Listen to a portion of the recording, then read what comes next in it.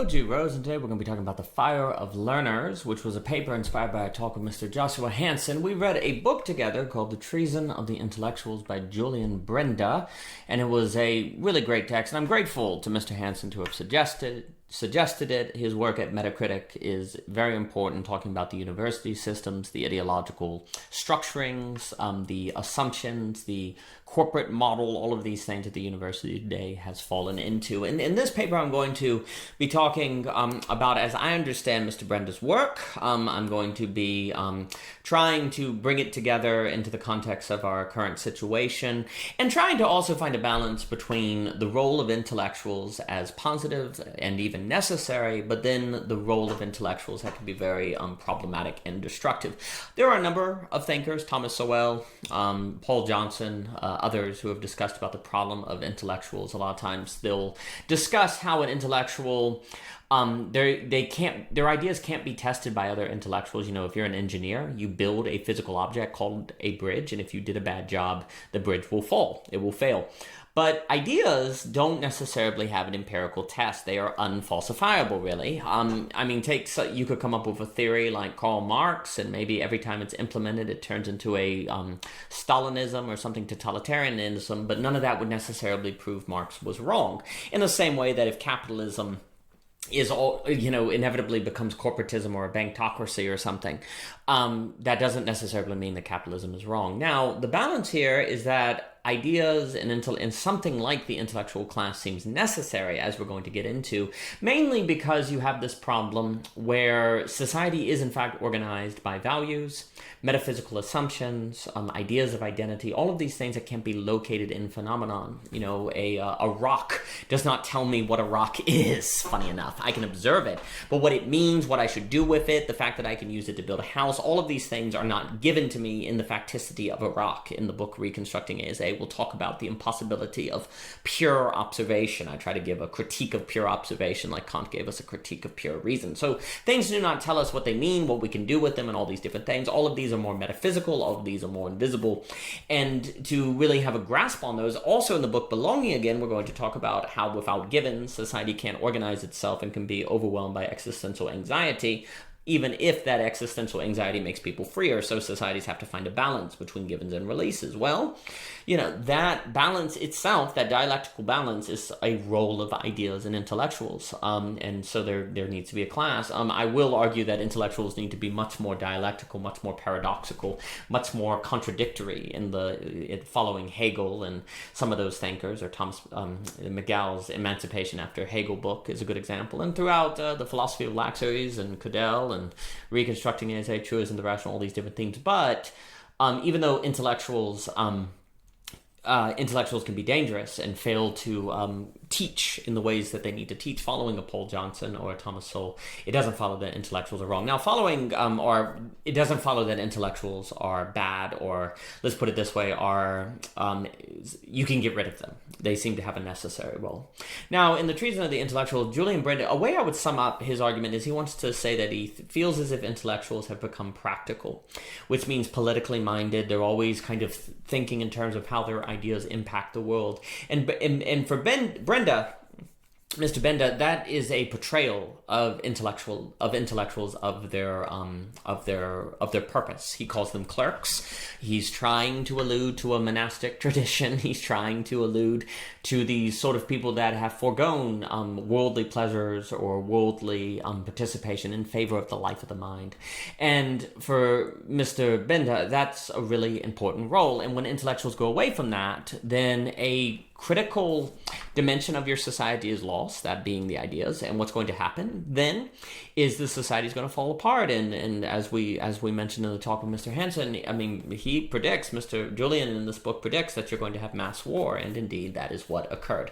But what do we mean by practical or impractical? And please, it's important to realize that it's not the case that what's being argued is that ideas should never be practiced.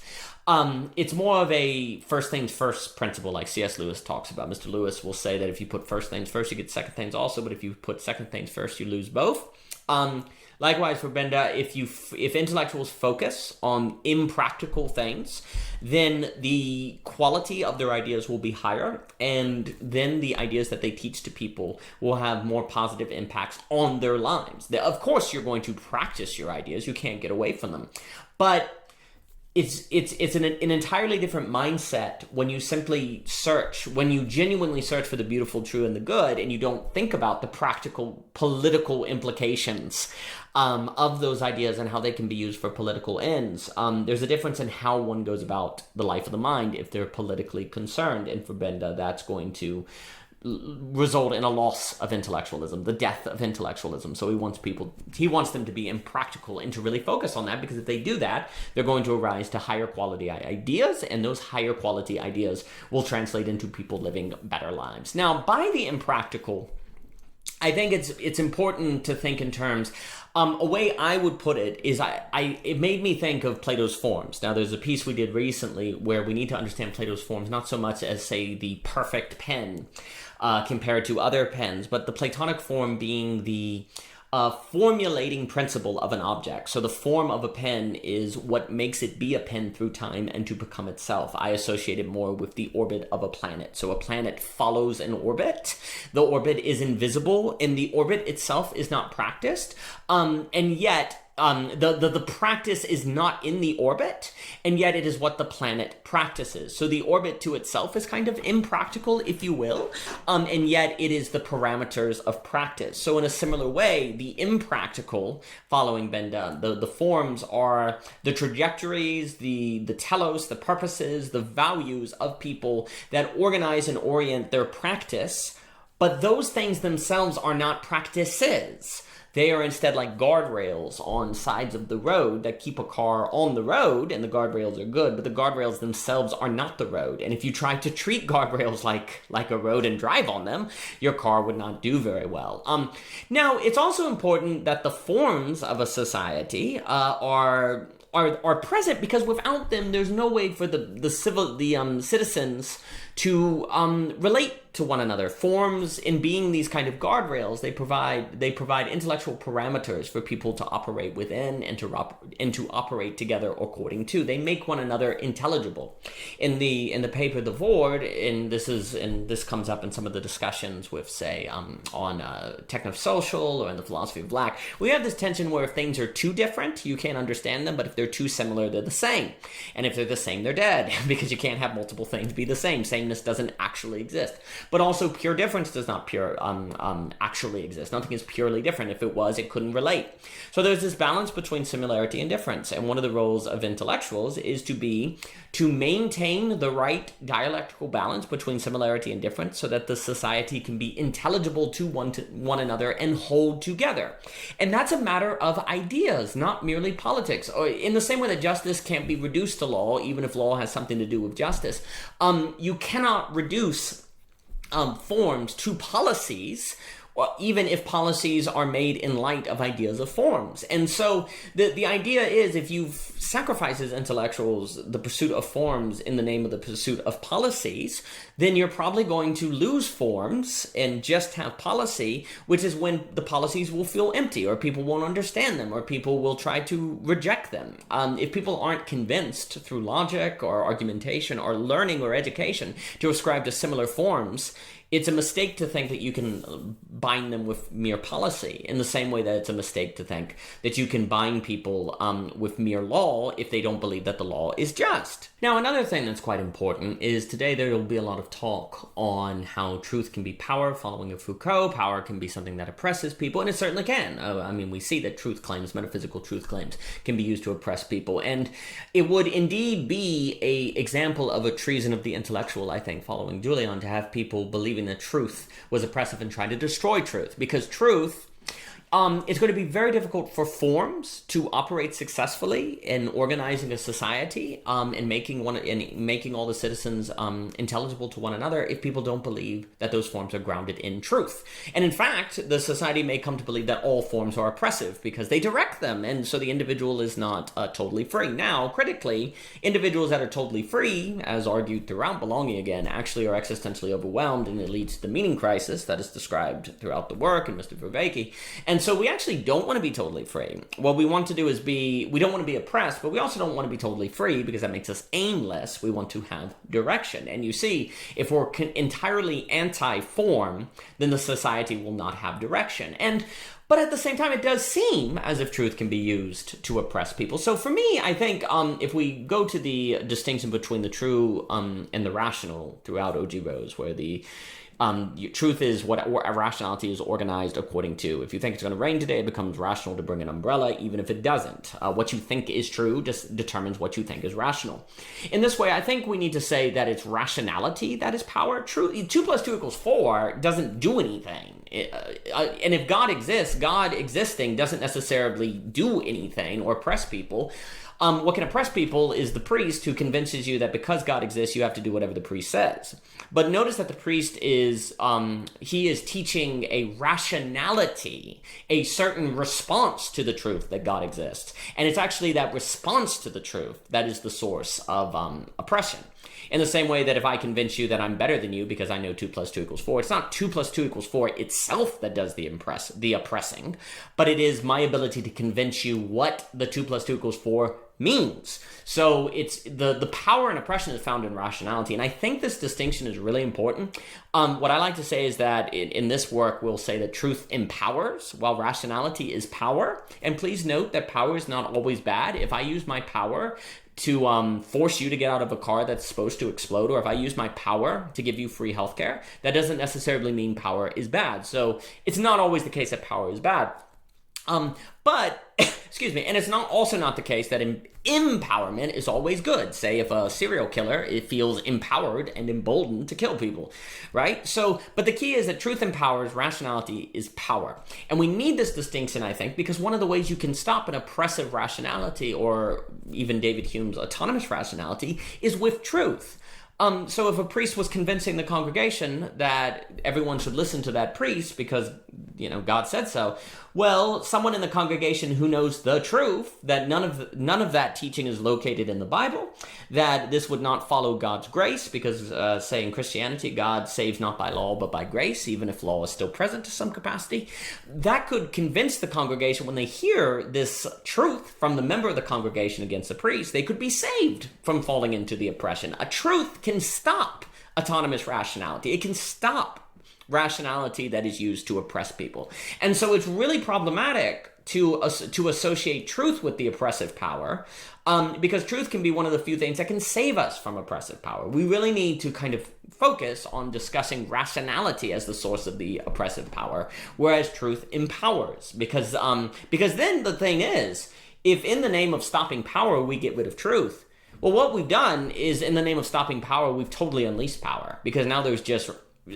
rationality. There's just unleashed, autonomous, alone rationality. There's no truth. So there's now just rationality that's been unleashed, because you can't help but be rational. You can't help but do things according to what you think is true. That's the thing. Like, if you get rid of truth, it's still going to be smuggled in. You're just not going to realize it's smuggled in. And then it's going to be like a lightning storm, just random. The expression of the power will be random and no one will be able to control it. And it's only a matter of time before that really causes some trouble. So another role of the intellectual that's good is to stop this from happening.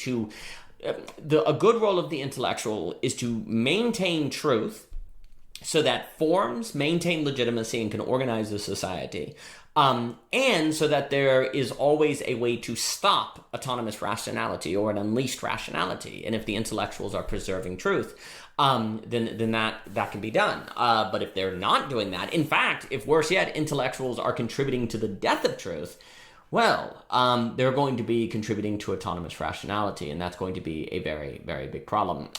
Now, again, what's so difficult with this is precisely because forms are unfalsifiable, only intellectuals can check and balance themselves.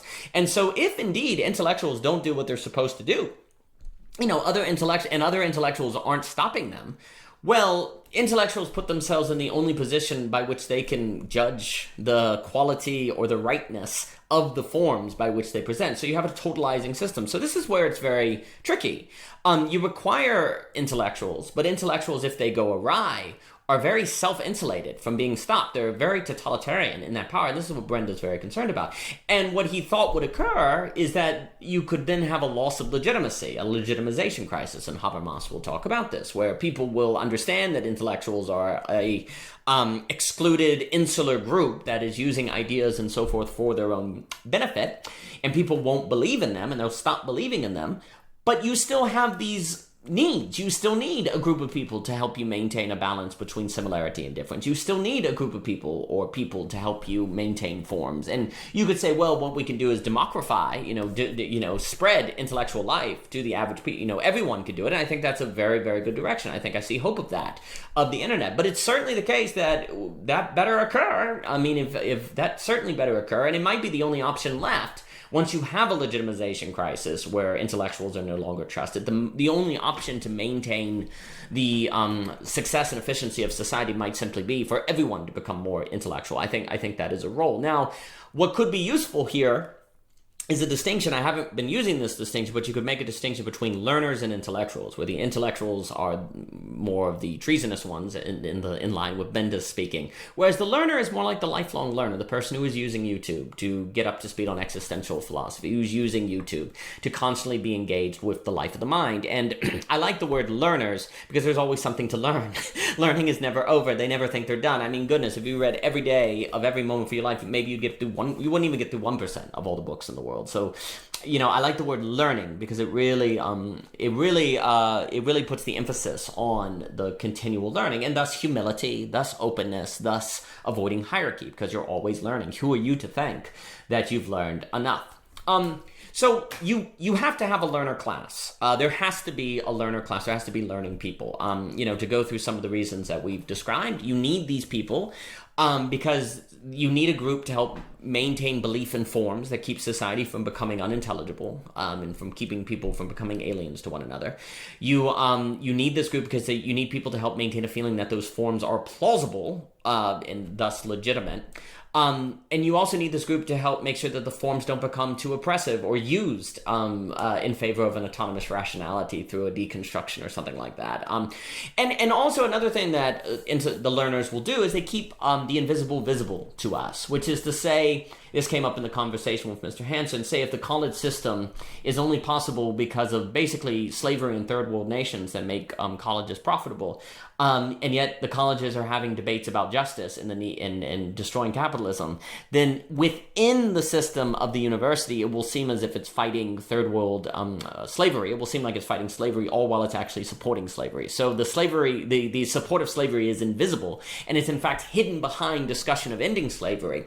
And an intellectual, following the distinction we've made, would be someone who gets swept up in that, who's in the system contributing to the slavery, all while they talk about ending slavery, whereas the learner is able to keep their eye on the invisible, on what is beneath the system, on what the system is what the system is maintaining that cannot be seen. In this way, we can talk about learners as maintaining a philosophy of lack, which is described with Cadell and Mr. Jonkin. They're going to keep their eye on the things that are lacking and yet present absences. So that's another thing learners do that is very important. Learners observe forms, which is to say they honor them while intellectuals try to own and control how things form.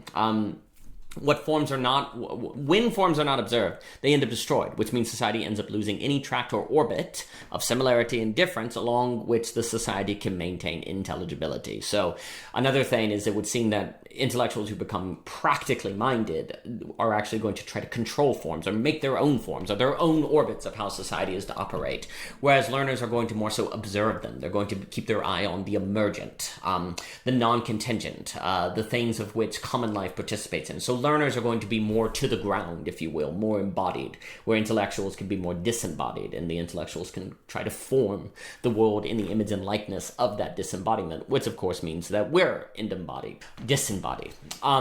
But we have to take this risk. All learners could become intellectuals if they give in to pride. Now, of course, intellectuals could become learners, but there's a risk here, a terrible risk, and it's understandable why someone like a Thomas Sowell or Benda or these different people. I mean, someone like Dr. Sowell seems to just want to get rid of the intellectual class entirely. Now, it's a little much. I don't think that's the impression, at least. And he probably elsewhere says things to clarify that. But there is a sense And I agree with him that the intellectual class is very, very dangerous. But without something like intellectualism, which I'm associating here with learners, your society is going to lack forms by which to organize it and to keep it together. It's going to lack values, morals, ethics, similar metaphysics, all these different things to keep the society together. So you have to play with fire in this instance. We must take the risk. But the risk is great.